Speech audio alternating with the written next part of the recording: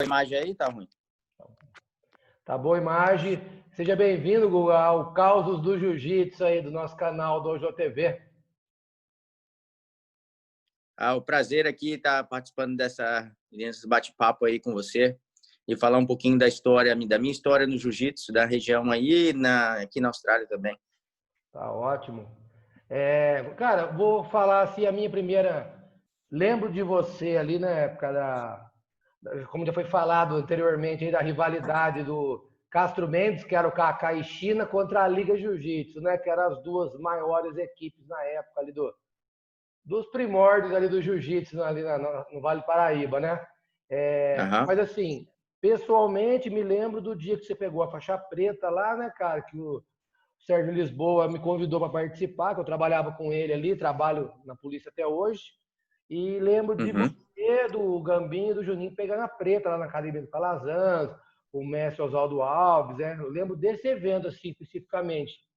Fora isso, eu lembro de você dos campeonatos, do jiu-jitsu mesmo ali. Mas eu acho que, pessoalmente, mesmo que eu vi, foi esse momento aí, cara. Conta pra nós aí. E eu acho que a gente nunca foi... eu já ouvi falar de você também, por várias outras pessoas, mas a gente nunca foi apresentado, né?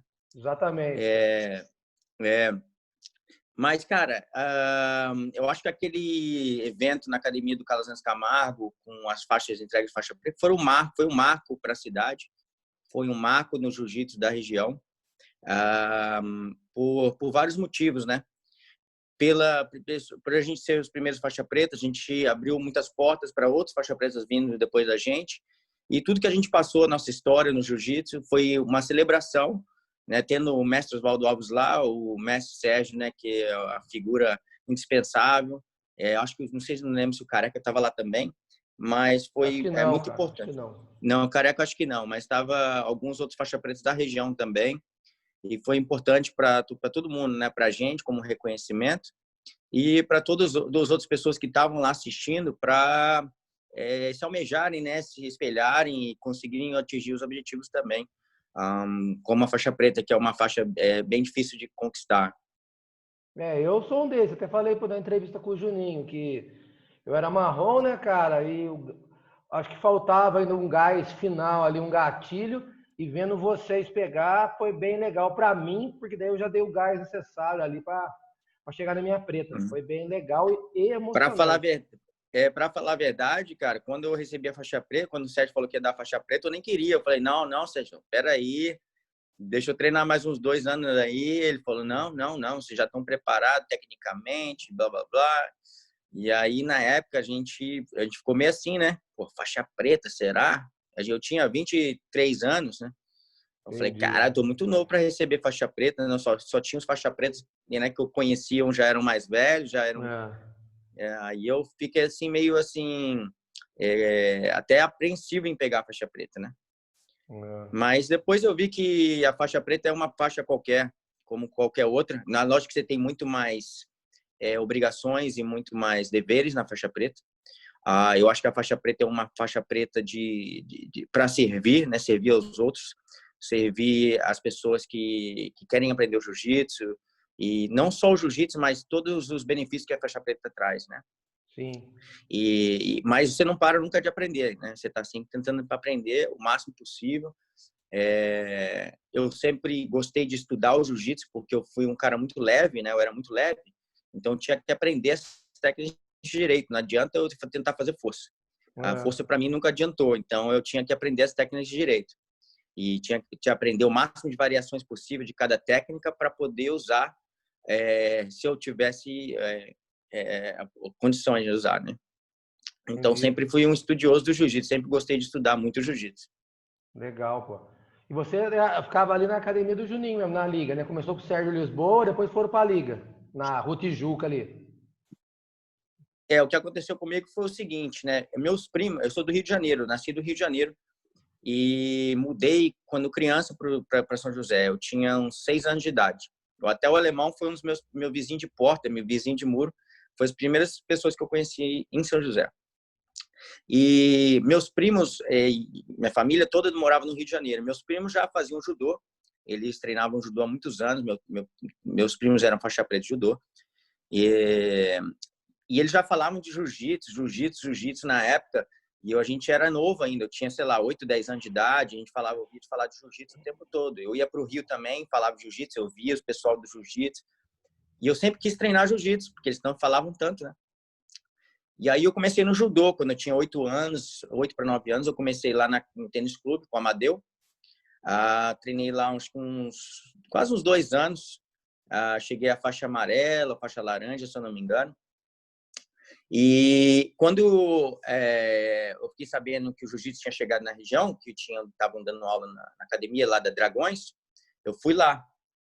Eu fui lá para fazer a primeira aula. E só que eles só tinham aula à noite. E na época eu estava estudando à noite. Eu estava estudando no Objetivo na época, porque eu trabalhava no Açaí, né? A gente abriu o Açaí, no primeiro Açaí de São José. Eu trabalhava muito, né? A gente entrou como 4 sócios, né? Era eu, o Alemão, o Paulinho e o... quem mais? Caramba, fugiu agora. O Chan do Açaí. E eram nós 4. E aí a gente comprou a parte do Alemão, comprou a parte do Paulinho, ficou eu e o Chan. E eu trabalhava muito, o Açaí bombou muito rápido. E eu entrei com 17 anos trabalhando no Açaí. E aí eu trabalhava muito e fazia faculdade. Fazia faculdade de Direito na época também. Então eu estava muito busy, né? E eu queria treinar. Mas quando o jiu-jitsu começou, eu ainda estava, para entrar na faculdade, eu estava treinando Objetivo. Só que eles não tinham, só tinha aula à noite. E aí, quando abriu a turma de manhã, eu fui logo o primeiro a me inscrever. E aí foi quando eu comecei a treinar o jiu-jitsu. O meu irmão também treinava comigo, o Fernando. E aí a gente começou a treinar junto, porque eu tenho 2 irmãos mais velhos, sou o mais novo. Entendi. Então a gente tinha um grupo de amigos muito grande. Tinha meus amigos, os amigos dos meus irmãos do meio, os amigos do meu irmão mais velho. Entendi. E todo mundo se encontrava. No Sérgio Lisboa da Dragões. Não era nem o Sérgio que dava aula ainda, era foi o Hillion, né? Aí depois entrou o Sérgio logo em seguida, aí eu comecei a treinar com o Sérgio. Certo. Aí depois chegou o Marco Siqueira, ficou um tempo, mas já saiu. E aí eu comecei com o Sérgio logo na Dragões. E aí depois que o Sérgio foi mudando, eu fui com ele, fui acompanhando ele toda a trajetória. Dali foi para Estímulo, com o Arnaldo Menani. O treino lá, o bicho pegava, na academia do Arnaldo, era só faixa preta, casca grossa. Treinei com todo mundo lá, treinava direto, né, com só os melhores da região, né, que era o Dedé, o Kenji, Fulmiata, o Giovanni, o Jacaré, Mangueira, Suenon, toda essa galera casca grossa, né? E eu aprendi muito também em judô lá também. Então eu aprendi em pé e aprendi no chão. Foi aí que a gente começou aí. O Sérgio ia mudando de academia e eu ia seguindo o Sérgio. Certo. Aí a gente foi sempre aprendendo muito com o Sérgio. O Sérgio foi um exemplo para mim, porque meu pai trabalhava muito, né? Meu pai trabalhava fora e eu tive o Sérgio como segundo pai.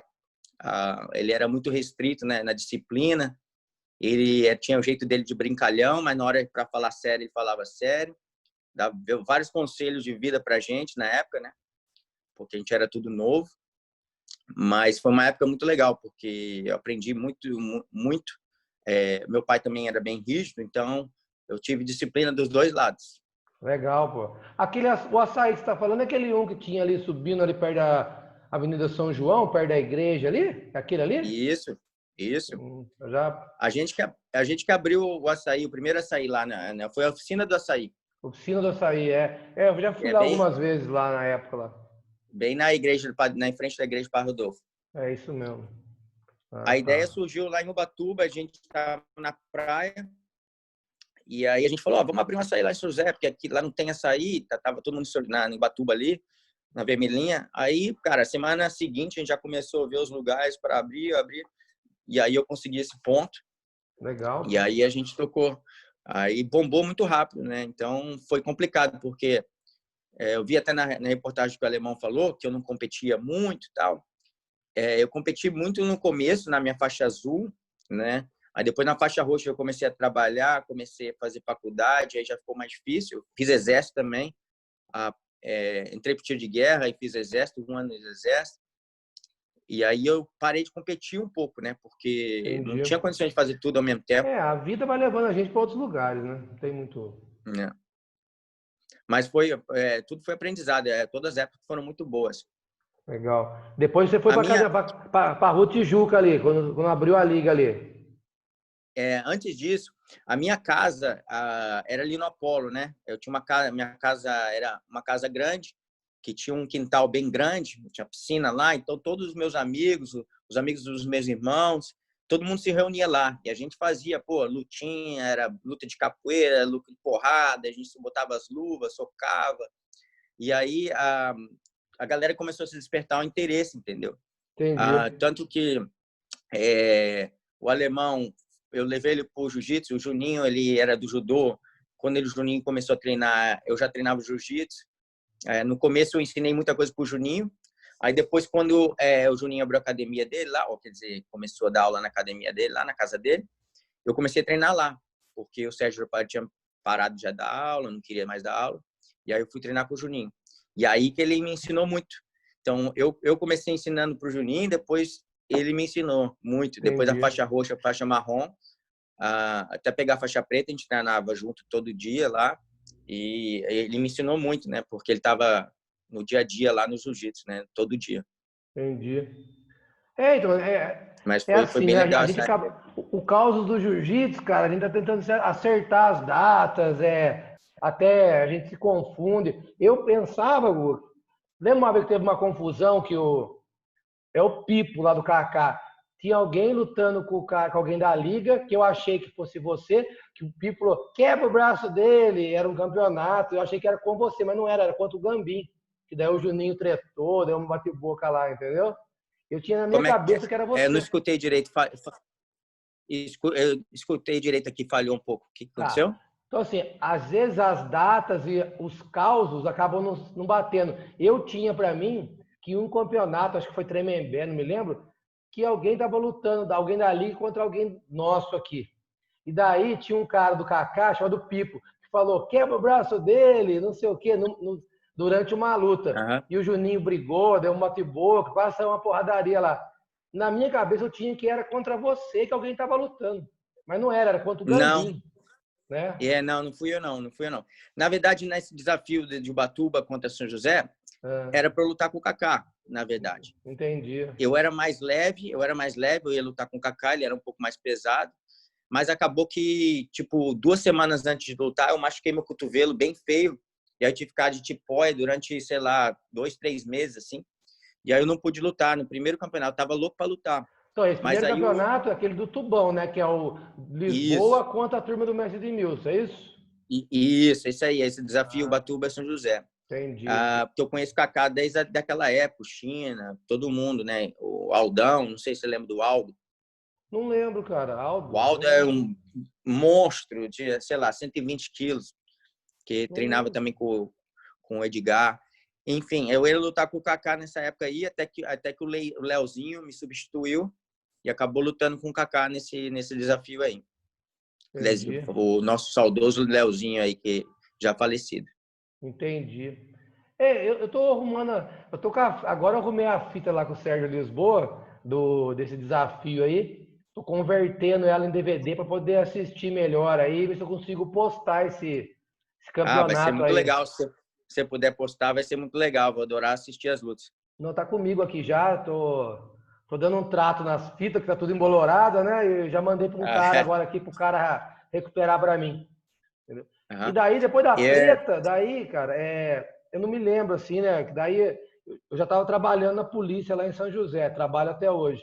Depois eu não lembro, depois eu lembro de ver você já na Gracie Barra e na Austrália. Eu não me recordo direito. Como é que foi essa transição aí? Isso. A minha história no jiu-jitsu no Brasil, eu lutei os campeonatos no começo aí da região, do Lorena, Tremembé, Taubaté. Copa Vale, né?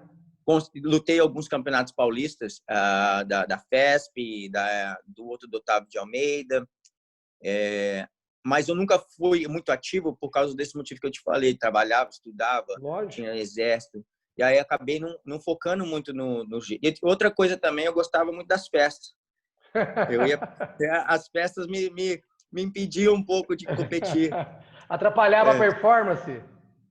Eu era festeiro, cara. Eu era festeiro pra caramba na época que eu era mais jovem, né? pô, ia para a festa de segunda a segunda. E aí era difícil, né?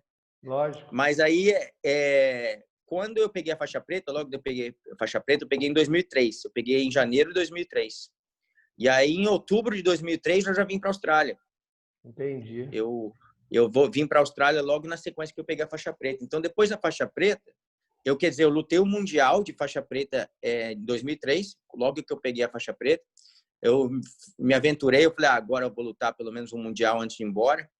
Aí eu lutei, fiz a primeira luta, ganhei de uma mão de vaca. A luta foi bem dura, assim, mas finalizei no final. Aí na segunda luta, eu peguei a primeira luta de baia, ganhei a segunda, e nas quartas eu peguei o Mário Reis. Sei, Aí, dali hoje em dia ele é da Aliança, né? Mas ele era da Sul Jiu-Jitsu no Sul. É isso mesmo. E aí ele me finalizou no triângulo lá que ele faz com todo mundo. Ele ganhou 3, eu acho que mundiais na sequência, em 2003, 2004, 2005, com o mesmo triângulo, finalizando todo mundo. E ninguém conseguia parar o maldito triângulo dele. E aí, logo depois disso, eu vim para a Austrália. E a minha carreira aqui na Austrália foi muito mais competitiva do que no Brasil. Entendi. Porque aqui, quando eu cheguei aqui, eu comecei a trabalhar com jiu-jitsu. Eu foquei muito mais no jiu-jitsu, na minha preparação física. E aí eu comecei a competir mais aqui. Eu ganhei vários estaduais aqui. Ganhei 3 etapas do Abu Dhabi. Fui 2 vezes para Abu Dhabi lá. Eu lutei no primeiro campeonato de Abu Dhabi em 2009, de kimono. Legal. Quando teve o primeiro campeonato de kimono. Lutei em 2003, lá em Abu Dhabi também. Tudo pago. Fui tudo pago na época aqui, que os sheiks pagavam para o pessoal ir, né? Legal, os ganhadores dos eventos, eles pagavam. E aí cheguei lá em Abu Dhabi em 2009, primeiro campeonato de kimono, no sheik do palácio do sheik lá, nas Forças Armadas, tudo de mármore, de ouro. Aí tinha lá o tatame enorme, todo mundo lá no tatame, cara.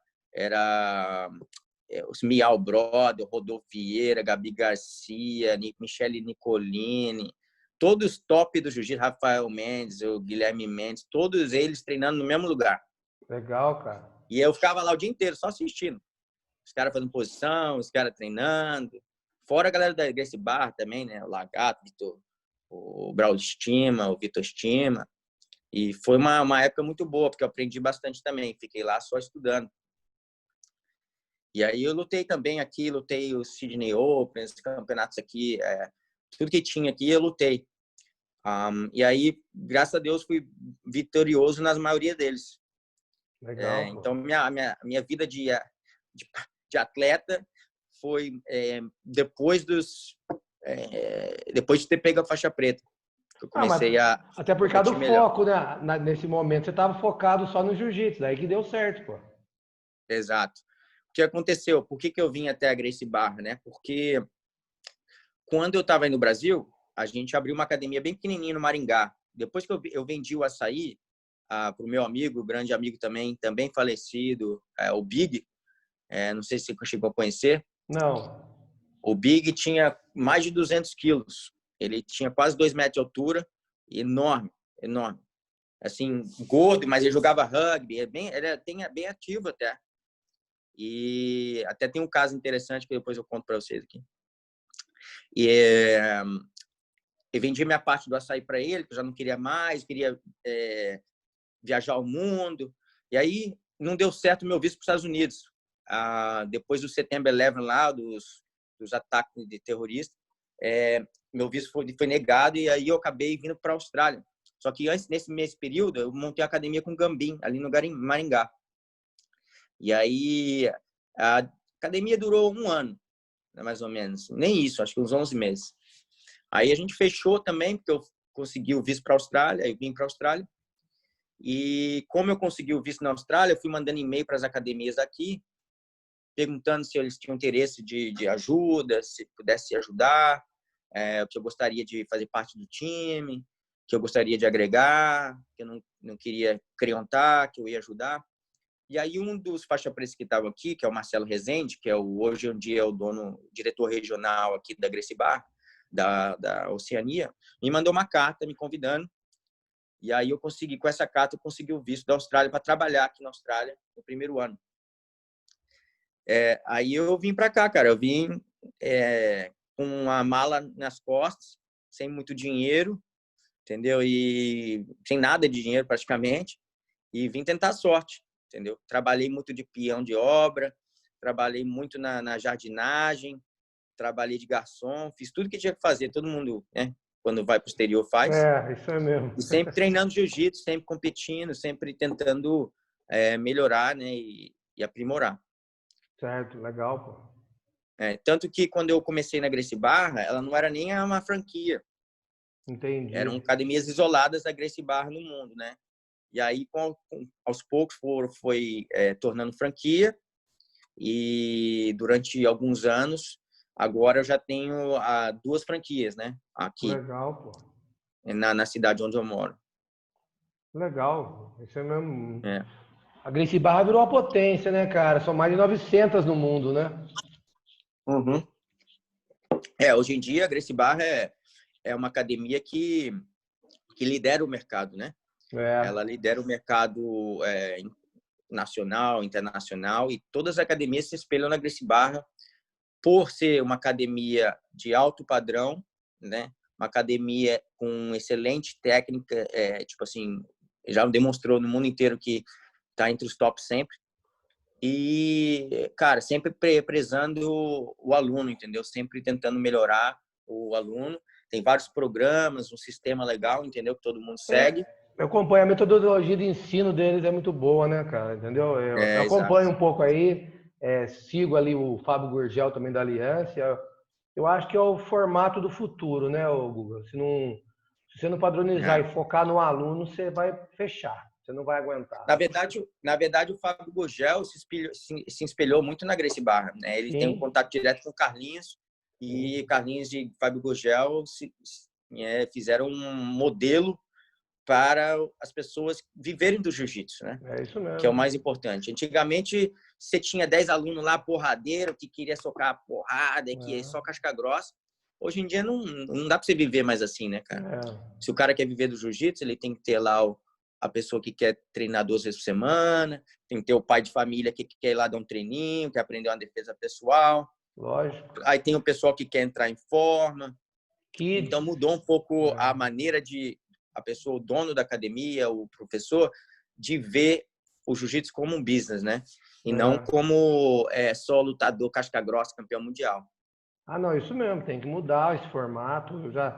A minha academia aqui em Taubaté já tem esse formato faz tempo, entendeu? Escola de jiu-jitsu, né, cara? Esse é o formato aí. Deixa eu perguntar um negócio. Acabo vendo aí, né, cara? Conheço o Fábio Brenda, que é da Toca do Jiu-Jitsu aqui do Carson Gracie, aqui do Vale, que está aí na Austrália. Tem o Calil Pinto, que foi nosso aluno aqui em Taubaté. Converso bastante com o Calil até sobre isso. Ele fala que a galera da Austrália gosta muito de luta, gosta muito de briga. Até eu vi um documentário de uma gangue, Bra Boys. Os Bra Boys, que os caras brigam. São os surfistas da praia de Sydney lá. Que os caras, até no documentário mostra que eles iam tomar um aperto de uma turma lá, uma época lá. Quem salvou os caras dos Bra Boys foi a galera do jiu-jitsu e tal. Como é que é aí esse esquema em Sydney? É em Sydney, na Austrália, né? Aqui o pessoal aqui, cara, eles têm uma cultura bem forte de rugby, né? Então, ele já tem aquela agressividade de contato, de porrada. E aqui, cara, é uma coisa que eu estranhei muito quando eu cheguei aqui, foi o tamanho da galera, né? Pessoa muito grande. Aí, por exemplo, no Brasil, a estatura média é, sei lá, 1,70, 1,75, 1,80, mas quando você já tem 1,80, pô, o cara é grande, entendeu? Aqui, meu irmão, aqui o neguinho tem 2 metros, 1,90 m. A maioria aqui pesa mais de 85 quilos. Assim, o peso normal da galera aqui é 85 até 110, 115. Então, eu tive que fazer muita força quando cheguei aqui, entendeu? Era muita força para acostumar com o peso da galera, porque os caras são muito mais pesados, são ossudos, né? Grande. E aí os caras, pô, bebe, né, cara? Os caras gostam da cachaça aqui. Aí sai na mão, direto aí no final das baladas, da noite, né? Sempre tem essa agressividade aí. E aqui o pessoal não sabe muito beber, não. Eles não correm atrás de mulher. Os negócios dele aqui é ficar bêbado e sair na porrada. É diferente do Brasil. Antigamente a galera ia tomava uma para chegar na mulherada, né? É isso mesmo. Aqui os caras saem bêbado até cair ou saem na porrada com alguém, entendeu? Entendi. É meio complicado. É diferente o sistema aqui. Entendi, cara. Mas assim, você mesmo não passou por nenhuma dessas brigas? Eu tive que me defender umas 2 vezes aqui. Até uma vez foi com um amigo meu aqui, o Margot.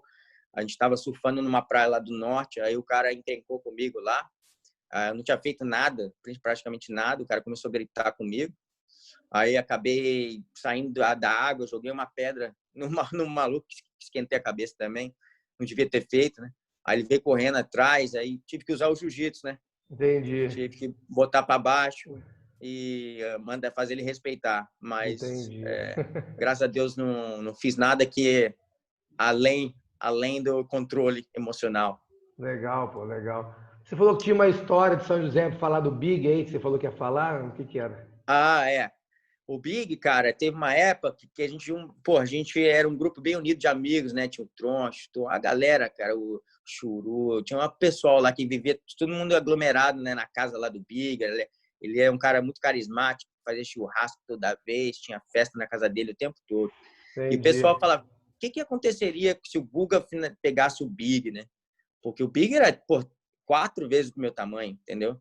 E aí ficou sempre nesse né, challenge aí. Pô, aí se o Guga pegar o Big arrebenta o Guga. E aí os caras botaram uma pilha, né? Aí a gente foi lá no Santa Rita uma vez para fazer esse desafio. E eu já treinava jiu-jitsu há anos, né? Aí ele veio com tudo. A gente começou de joelho, eu só pulei no peito dele assim, ele caiu para trás. Aí, pô, quando ele caiu para trás para se movimentar, não consegui movimentar rápido, né? Aí fui, botei o joelho na barriga, finalizei. Pum! Aí ele ficou louco. Veio para cima com tudo. De novo. Aí ele começou de joelho e fez de novo. Mesma coisa. Pum. Fui de novo, peguei o braço. Aí, na terceira vez, ele veio bufando já. Ele veio para cima, já ficou em pé. Aí eu botei na guardinha, fiz o tripé ali, raspadinha do tripé, finalizei de novo. Bicho, a galera foi loucura. Assim, gritando no tatame, né? Até então que depois ele começou a treinar comigo. Começou a treinar com a gente, comigo, com o Gambim. E aí ele perdeu, sei lá, quase 60 quilos. Tava bem pra caramba. Aí, uma vez, quando eu fui começar a dar aula lá na Energy. Não sei se você lembra da Energy. Lembro, sim. Na academia do André. A Energy fechou esse mês aqui, cara, por causa da pandemia, faliu. Academia mais antiga de São José. Caraca, que tristeza. E aí, cara, eu fui dar aula na Energy. E aí ele foi comigo, né? Ele era meu aluno, tá? Ele foi comigo. Aí o treino começou a pegar fogo, e ele já tinha essa rixa das antigas, e era aqueles tatame que não grudava, não era aqueles dig só que encaixava, sabe? Aqueles tatame que abria às vezes. Sei. E aí ele caiu por cima de mim, de dentro da guarda, eu não conseguia me mexer, o tatame abriu, eu caí no meio de 2 tatames, fiquei. De dentro da guarda ele encaixou uma americana em mim, aí tinha umas 2, 3 pessoas assistindo só. Aí o bicho foi lá e me finalizou na americana. Não conseguia sair de jeito nenhum. O bicho com 200 quilos em cima de mim. Aí foi a glória dele, né? Foi a glória dele. E até hoje, assim, cara, a gente lembra disso porque foi nosso saudoso Big. Ele faleceu também já. Então, são histórias, causas de jiu-jitsu que ficam para a história. Cara. E eu, quando fui para São José, né, cara, trabalhar lá, eu já conhecia ali, ó, o Juninho, que eu tinha afinidade, e o Flavinho Oliveira, ó, o Flavinho Orelhudo, né? E eu sempre vi presente na galera lá, né, cara, em São José, né? Em São José, a rivalidade muito forte entre a Liga Jiu-Jitsu e o Careca Jiu-Jitsu, né? Devido à história de ter se juntado, depois separado e tal. Você participou dessa fase aí toda, né? O que aconteceu quando o Sérgio trouxe o Careca para São José? Ele abandonou, não queria mais, estava já cansado de dar aulas, né? E aí a gente foi todo mundo treinar com o Careca, lá no CTA, na época que o Careca dava aula lá.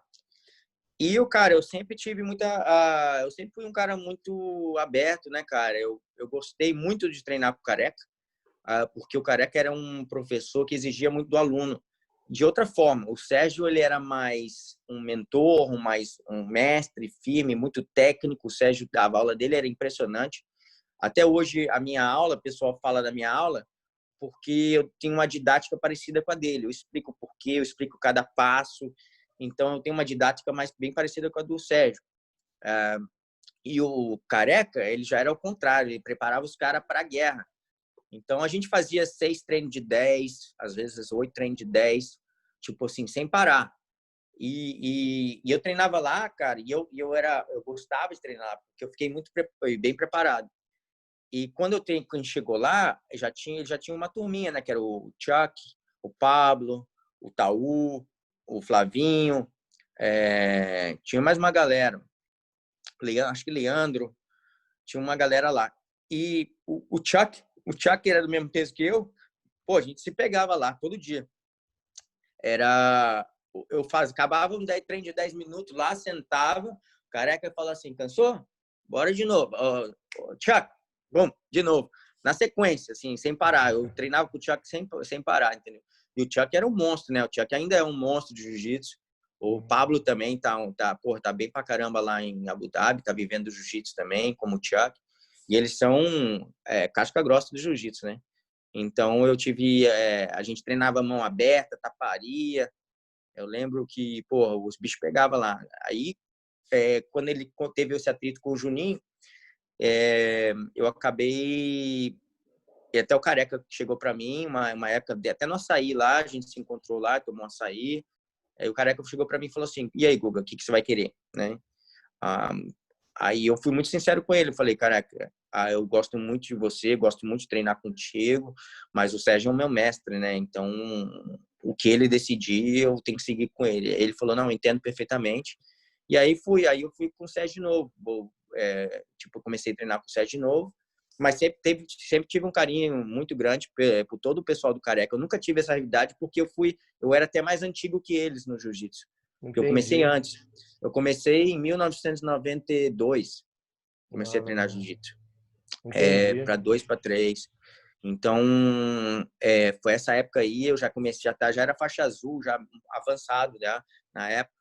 A faixa azul, para mim, demorou quase 3 anos e meio, 4 anos para mudar, né? Porque eu fiquei na faixa azul esse tempo todo. Aí depois eu peguei na roxa, fiquei mais uns 3 anos de roxa. Aí na marrom, acho que fiquei mais uns 2 anos e pouco, e já peguei uma faixa preta. Entendi. Você chegou a treinar. Eu comecei no jiu-jitsu em 94, né? Você treinou com o Marco Siqueira, você falou. O Marco Siqueira também passou por Taubaté aqui também. Eu até fui num campeonato no Niterói, na antiga Linge, né? Liga Niteroense de Jiu-Jitsu.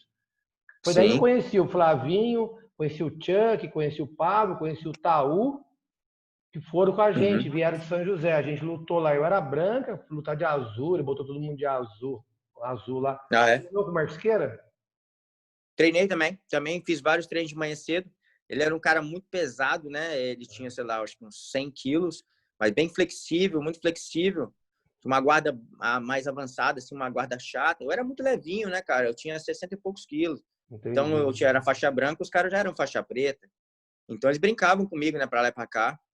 Aí, depois, com o tempo, eu fui já melhorando, né? E o Mastiqueiro já tinha ido embora. Eu tive um pouco contato com o Mastiqueiro, porque ele ficou muito pouco tempo. Ele ficou, sei lá, no máximo 6 meses ou 4 meses na academia. Nem isso. Aí o Sérgio já retomou lá as atividades e a gente mudou lá para a academia do Arnaldão. Entendi.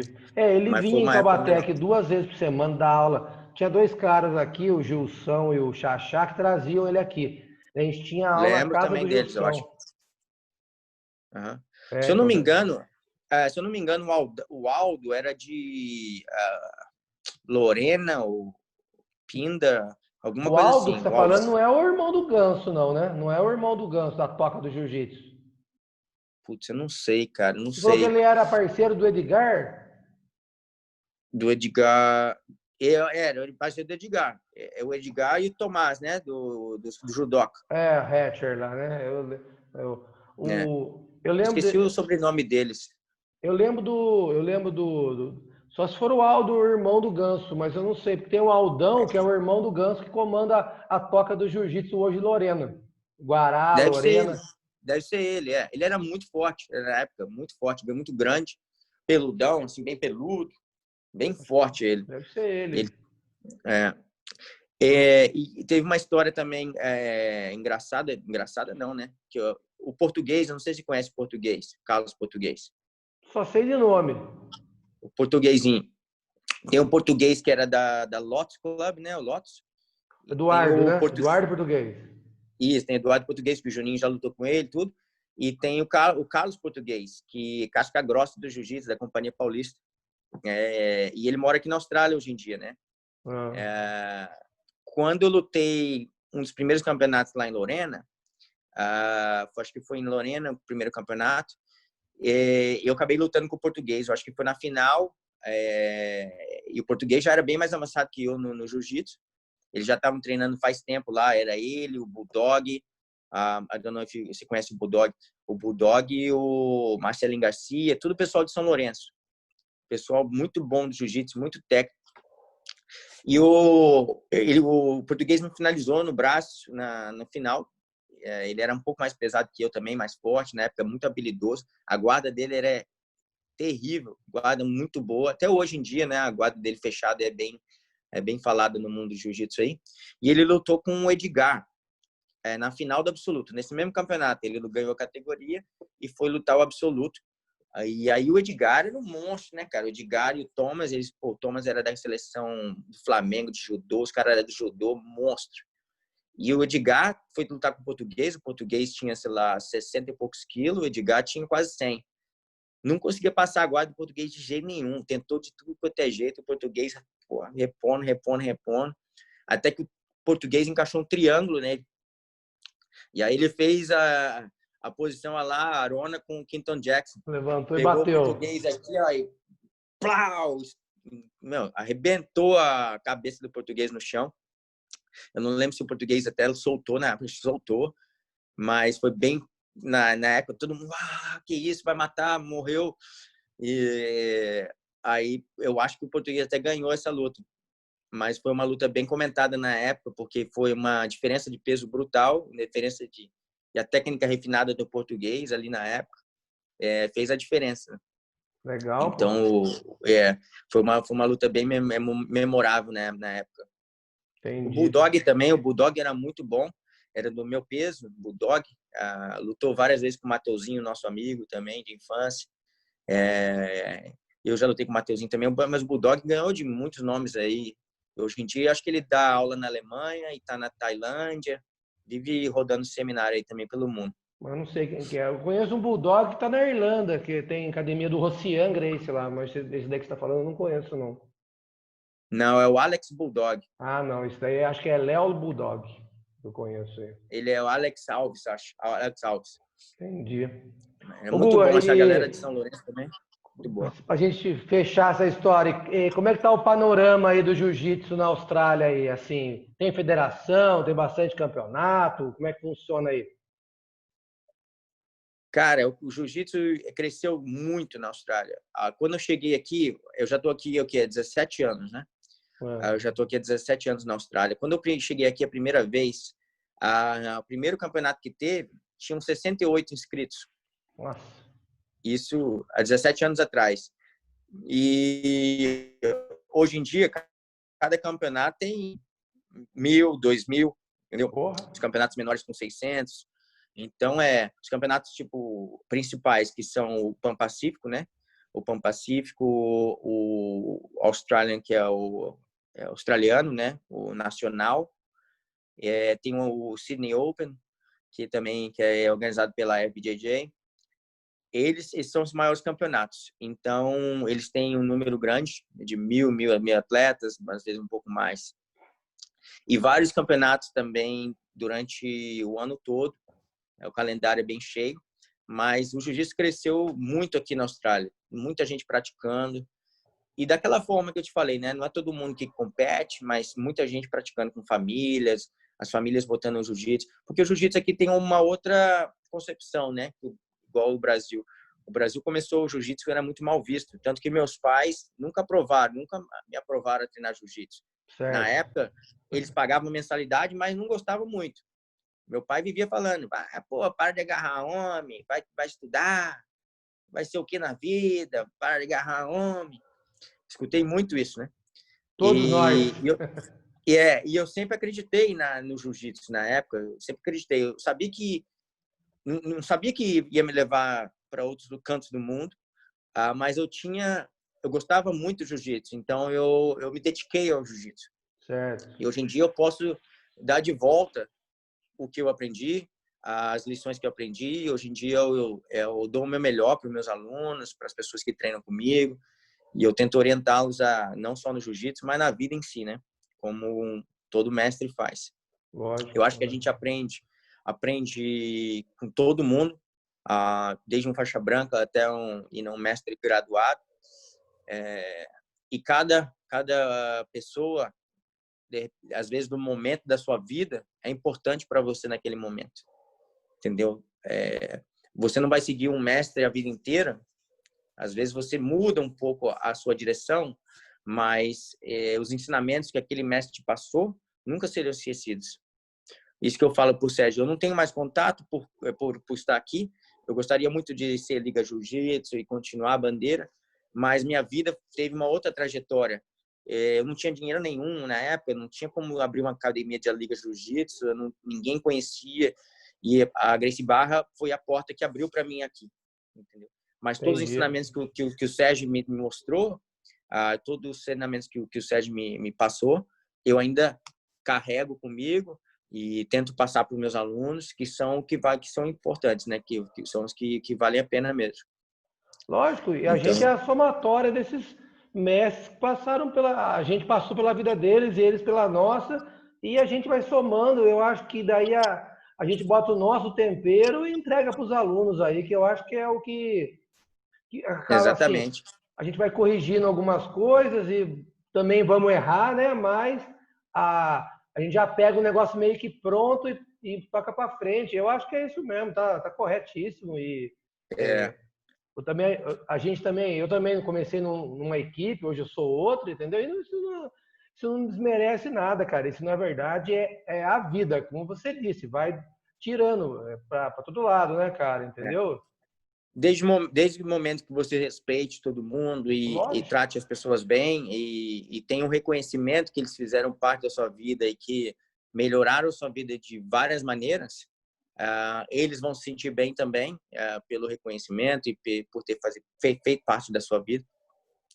E eu acho que o mundo, né? A gente não tem como aprender tudo com uma pessoa só. Lógico. Entendeu? A gente tem Concordo que com estar você. procurando. Igual teve 2 anos atrás, eu decidi me aprimorar, né, com jiu-jitsu. Eu já fiz isso várias vezes, mas em vários aspectos da minha vida. E eu quis aprender mais jiu-jitsu. Então, teve 2 anos aí que eu fiz seminário atrás de seminário. Eu fiz seminário do Rickson Gracie, fiz seminário do Sérgio Penha, seminário do Braulio Estima, Vitor Estima. Você nomeia aí, eu fiz o seminário, entendeu? E aí eu queria me aprimorar tecnicamente. E eu acho importante as pessoas não pararem de aprender, porque o jiu-jitsu está em constante movimento. É igual um carro velho, se deixar parado, ele enferruja. Com certeza. Então, eu acho que tem que estar sempre reciclando e sempre aprendendo, porque o jiu-jitsu não para, entendeu? E tem que estar sempre com a cabeça aberta para aprender com todo mundo. Eu sou um cara que, até o Kaká, que é meu professor direto, né, até fala para mim que eu sou o cara que ele mais conhece, que frequenta os seminários, né, cara? E eu vou em todos também, tudo que tem eu vou, gosto de ver o que os caras estão fazendo de novo, mas tenho uma opinião, assim, prefiro os seminários do professor do campeão, entendeu? São sempre os melhores, cara. Os mestres, eu acho que tem sempre uma coisa a mais aí. Eu até falei isso já uma vez aqui, se você quer treinar, você procura um parceiro. Se você quer aprender, você procura um professor. Agora, se você quer entender o jiu-jitsu, você procura um mestre. Então, os Exatamente, seminários concordo dos plenamente. mestres, cara, são muito ricos em técnicas e ajustes e em histórias, cara. Eu acho muito legal essa busca do conhecimento aí. Exatamente, concordo plenamente. E por isso que eu fiz esse seminário com as pessoas aí que eu te falei, porque, cara, eles são mestres no jiu-jitsu, na vida, já passaram por muita coisa. Então, às vezes, só deles darem um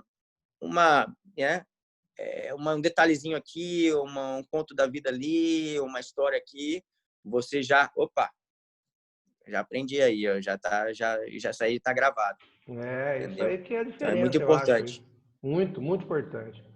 Ô, Guga, tá acabando o Né? nosso tempo aqui, cara. Quero agradecer você aí pela conversa, pela boa conversa. É o que a gente falou, a gente não se conhecia pessoalmente aí, só de olho ali, olho aqui, né, cara? Até pela vida da gente, você foi embora, eu entrei na polícia também. Eu também fiquei um tempo afastado um pouco do jiu-jitsu, treinando, mas afastado da galera mesmo Uhum. assim. Mas foi um prazer para mim aí, viu, cara? Escutar a sua história aí. Fico satisfeito, cara. Ah, muito obrigado, cara. Eu que agradeço. Na verdade, que eu tô tão afastado aqui, mais afastado que você. Tô do outro lado do planeta. Mas eu gostaria de agradecer, cara, todos os meus amigos aí do Brasil, todos os meus mestres, né? O Sérgio, principalmente, o meu mestre, o Careca, o Juninho, Calazans Camargo, o Arnaldão, Menani, todo mundo que fez parte um pouco da minha trajetória, todos os meus alunos, o professor Marcelo Rezende aqui da Gracie Barra, por ter aberto as portas aqui, todo mundo que, de alguma forma, me acrescentou em alguma coisa, e todos aqueles também que me passaram a perna, que a gente aprende também. Com certeza, cara.